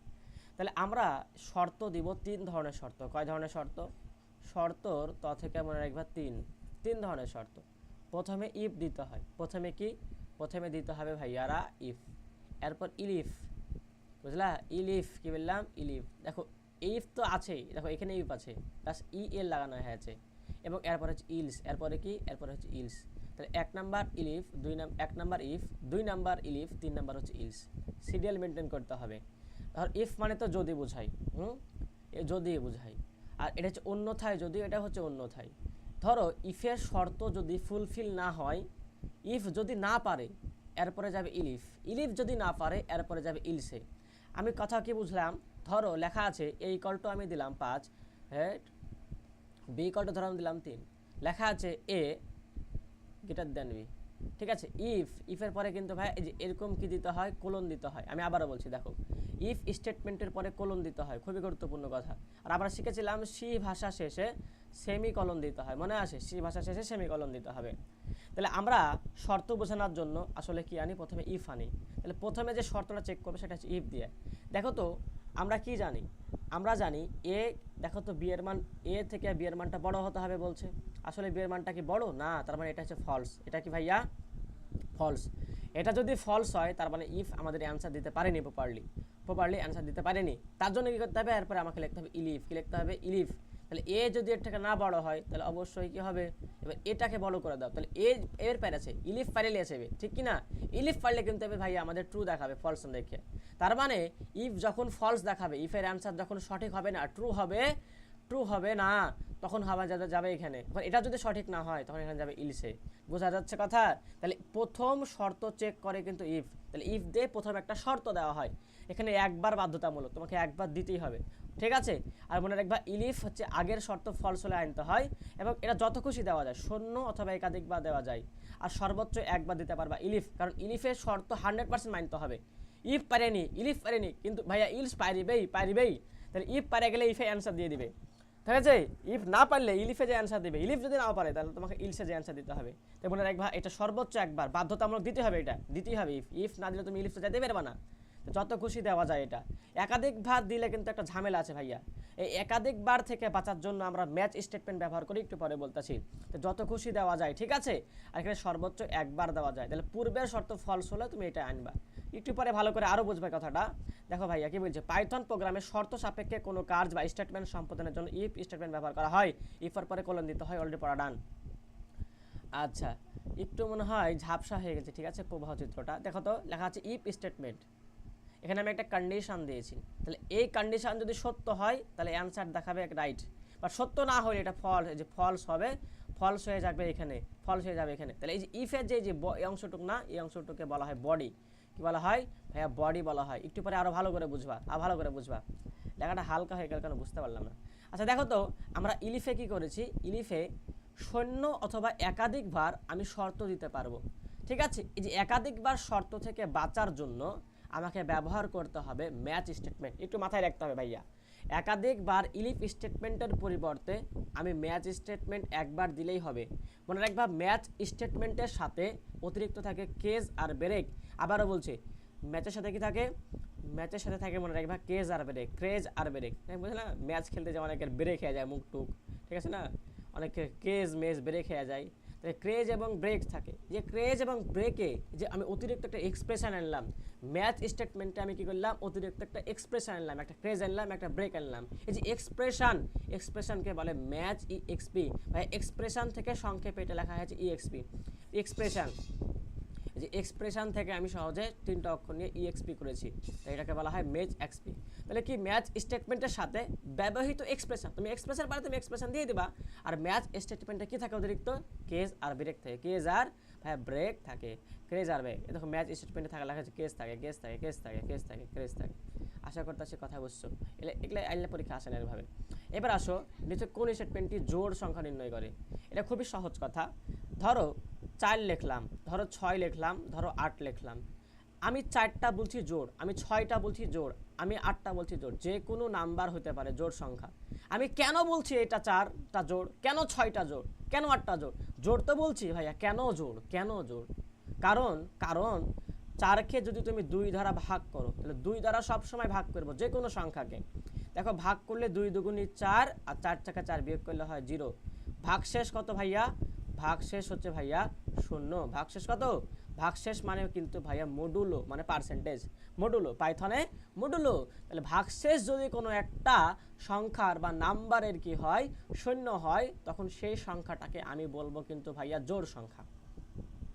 ছয় দেখো করে, তাহলে 2 দ্বারা ভাগ করে দেখো, তাহলে 3 দুগুণী 6, দেখো ভাগশেষ 0, তাহলে ভাগশেষ 0 হওয়ার কারণেই এটা জোড় সংখ্যা, এটা জোড় সংখ্যা।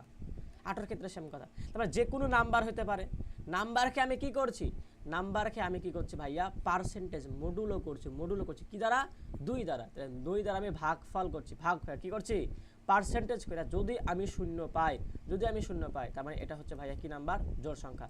আশা করতেছি কনসেপ্ট ক্লিয়ার। তো যে কোনো সংখ্যা হতে পারে, এখানে 4 হতে পারে, 6 হতে পারে, 8 হতে পারে, এটাকে কি করছি আমি, আর ভাগ করে পার্সেন্টটা লিখছি। পার্সেন্টটা যদি 0 হয়, মডুলো যদি 0 হয়, তাহলে সেখানে বলছে জোড় সংখ্যা।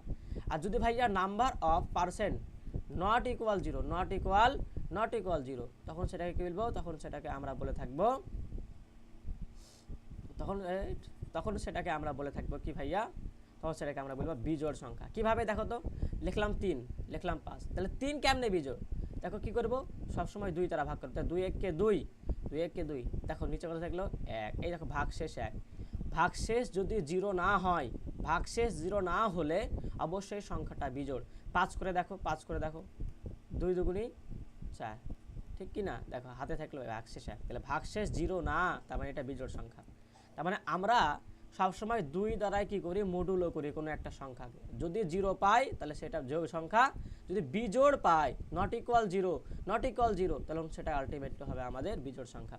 তো দেখো জোড় সংখ্যা কেমনে বুঝবো, অবশ্যই আমার 3 থাকা যাবে না, 3 থাকা যাবে, 2 থাকতে হবে, যে number percent 2 equal to 0, but not equal গেলে কি করতাম, বিজোড় হতাম, তাহলে এটা ইকুয়াল টু 0 মানে এটা জোড় সংখ্যা।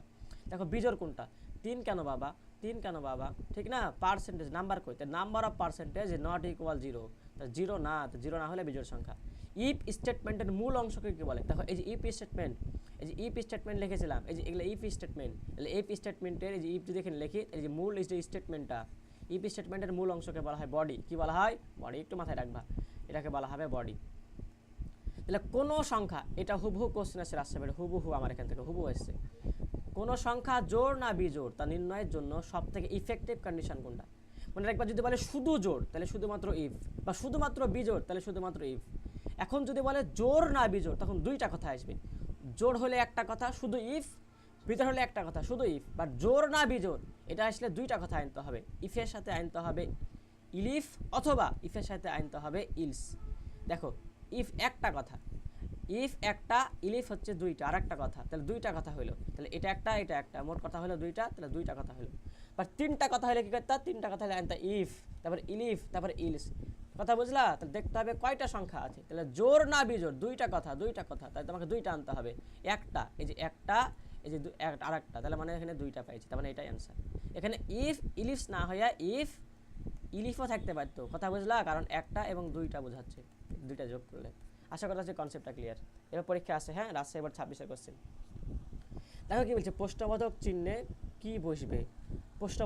কি বসবে, লেখা আছে ইফ এজটা কি হবে, এটা মানে তো বুঝো, এটা মানে হচ্ছে এরকম, তারপরে 5-এর থেকে এজ সংখ্যাটা বড় হবে অথবা সমান হবে।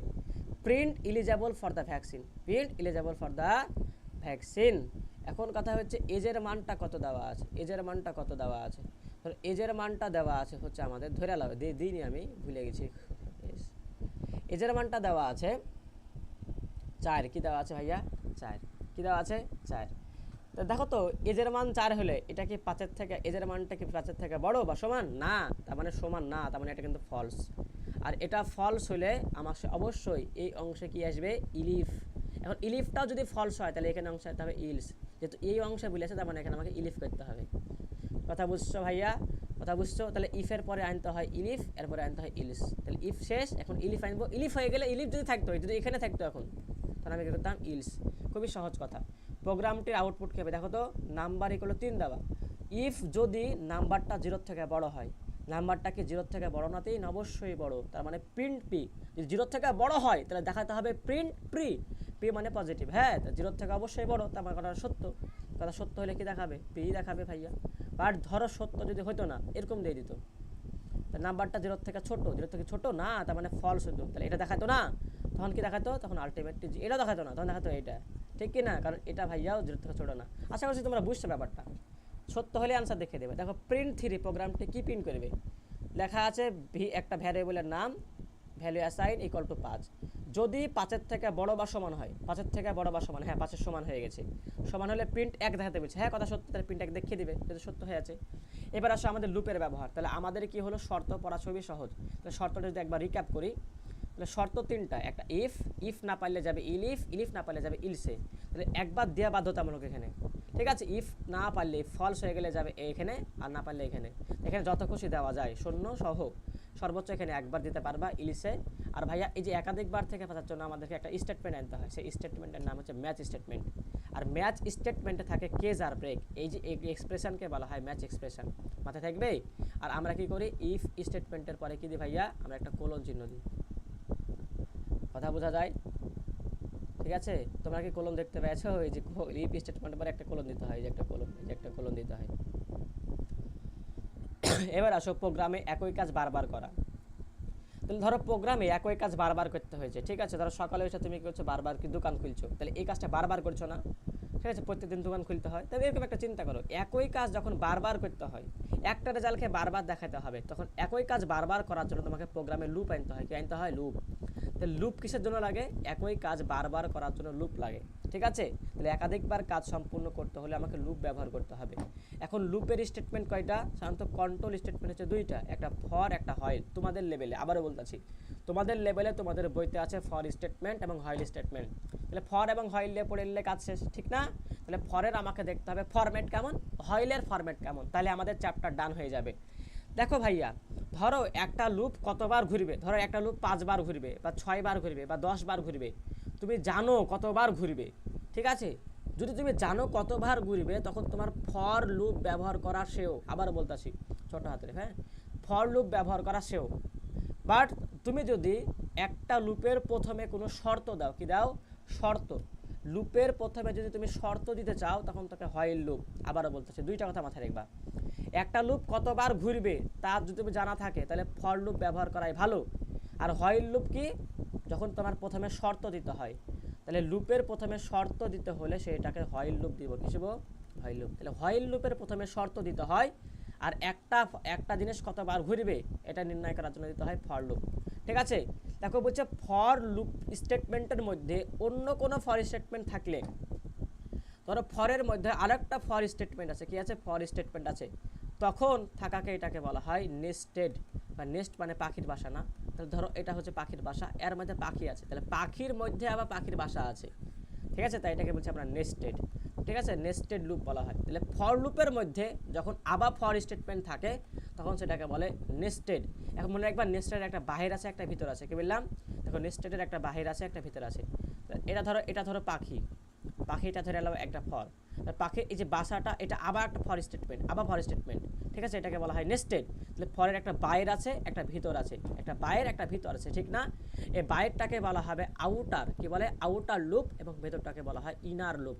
তাহলে ফর লুপ এর মধ্যে যদি ফর স্টেটমেন্ট থাকে, তখন সেটাকে বলে নেস্টেড, এর বাইরটাকে বলা হয় আউটার এবং ভেতরটাকে বলা হয় ইনার লুপ। আশা করতেছি ক্লিয়ার যা বলেছি। দেখো আমরা ফর লুপের ফরম্যাট কি, ফর লুপের ভাইয়া ফরম্যাট কি, ফরম্যাট জানতে হবে। দেখো ফর লুপের স্টেটমেন্টে প্রথমে লিখতে হয় শুরু করতে হবে একটা সংখ্যা দিয়ে, এরপরে শেষ করতে হবে সংখ্যাটা। তুমি ধরো 1 থেকে 100 পর্যন্ত একটা সংখ্যা লিখবা, তাহলে শুরুটা প্রথমে লিখতে হবে এখানে স্টার্টে, আর শেষটা লিখতে হবে এখানে ইন্ডে লিখতে হবে। আর এখানে লেখা আছে আইএনসি আর ডিএনসি। আইএনসি আর ডিএনসি মানে কি, এটা মানে বোঝানো হয় ইনক্রিজ এবং ডিক্রিজ, ইনক্রিজ এবং ডিক্রিজ, ইনক্রিজ এবং ডিক্রিজ একটু পরে বলছি। এরপরে কি লিখতে হবে, হয় ইনক্রিজ নয় ডিক্রিজ। এই যে 1 থেকে 100 পর্যন্ত সংখ্যাটা লেখলা, এদের মধ্যে গ্যাপ কত, এই গ্যাপটা বলে দিবে এখানে। আবার বলতেছে গ্যাপটা বলে দেয় এখানে, গ্যাপটা বলে দেয় এখানে, গ্যাপটা হচ্ছে 1। তাহলে 1-এর পরে কিন্তু 2 হবে, 3 হবে না, 2-এর পরে কিন্তু 3 হবে, 4 হবে, এবার চলতে থাকবে 100 পর্যন্ত যাবে। তাহলে গ্যাপটা কিন্তু 1 করে হবে। গ্যাপটা কত করে হবে ভাইয়া, 1 করে হবে। এই 1 করে গ্যাপ কত হবে, 1 না 2, এটা বুঝিয়ে দেয় হচ্ছে এই মামুর বেটা। কথা বুঝছো। এই যে ভাইয়া ফর কাউন্টার আই বলছি না, এই আই মানে একটা মিনিং আছে। এই আই মানে বোঝানো হয় কাউন্টার ভ্যারিয়েবল, পরীক্ষা কোশ্চেন করবে এখানকার ফর লুপে আই মানে কি বোঝানো হয়, আই মানে বোঝানো হয় কাউন্টার ভ্যারিয়েবল। কি বোঝানো হয়, কাউন্টার ভ্যারিয়েবল। একটা কোশ্চেন দেখো দিয়েছে এখানে, ধরা যাক বলছে নির্দিষ্ট টাইপকে একাধিকবার প্রদর্শন করার জন্য একটা প্রোগ্রাম লিখো। বলছে আইসিটি টেক্সটটি 5 বার প্রদর্শন করবা। তাহলে আইসিটি টেক্সটটি 5 বার প্রদর্শন করতে হলে লিখতে হবে ফর আই ইন রেঞ্জ, এটা ফর লুপের স্টেটমেন্ট, ঠিক আছে, এটা কাউন্টার ভ্যারিয়েবল। এরপরে কি লিখতে হবে, এরপর তোমাকে রেঞ্জ দিতে হবে। প্রথমে শুরু করতে হয় 1 দ্বারা, যেহেতু 5 বার প্রদর্শন করবাও তার থেকে একবার বেশি লিখবো, 6 বার, ঠিক আছে।